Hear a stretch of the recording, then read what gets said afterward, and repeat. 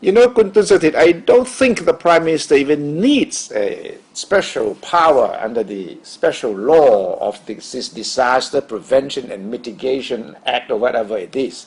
Because she, as Prime Minister, has already the power to order everyone in the country to join this effort of flood relief. I think she has the power to set her own version of a war room. Yes. Doesn't have to be according to any law. Yes. She can just ask anyone to join in and help her. But it is obvious to most observers that political differences between the government and the Bangkok governor has contributed to a lot of confusion and a lot of uncertainty. Right. And that is not the way to handle a crisis, a national crisis like this. So ideally, you know, if things were going to work and people were going to have trust in the government, Kun Yingluck should set up her own war room. She should head the war room. She should not delegate it to Kun Pracha or Kun Yongyut or anyone else. And then she should invite Kun Apisit Vejchajiwa, the opposition leader, to join the war room. I agree, because the crisis have reached a politically critical situation now. You know why? Because in certain areas, the local politicians, the local members of councils, you know, belonging to the two main parties, are fighting over whether this particular water gate should be open or should be closed. And there are big arguments between villagers, people, residents from both sides, trying to say, no, we are not going to let you build this barrier because it's going to flood us more than you. And then the local politicians came and fight over the whole thing. It was not the case initially when the first provinces fell to the flood, but now the situation is just like you said, especially on the outer part of Bangkok. And also not only in Bangkok, in the Pathum Thani province also, and even in Nakhon Sawan, in Nonthaburi, we have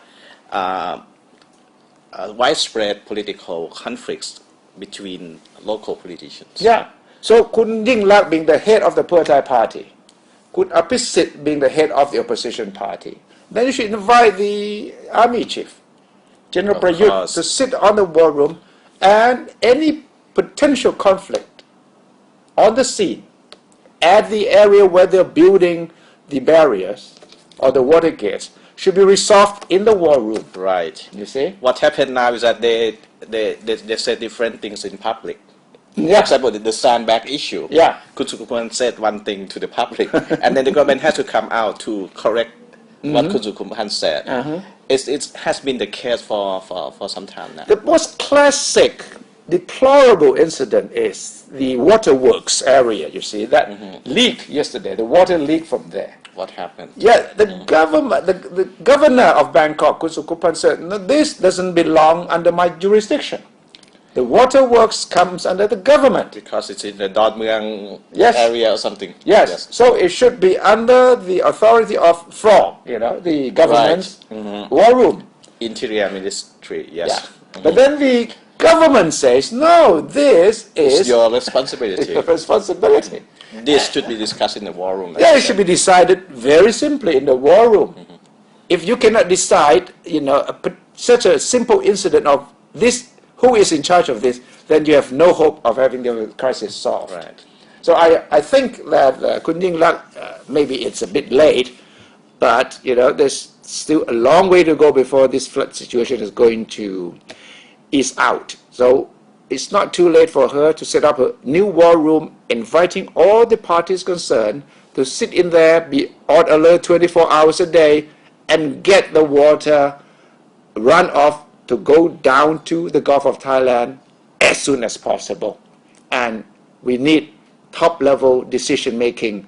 All the big parties must be represented in this war room. I hope it's done sooner rather than later.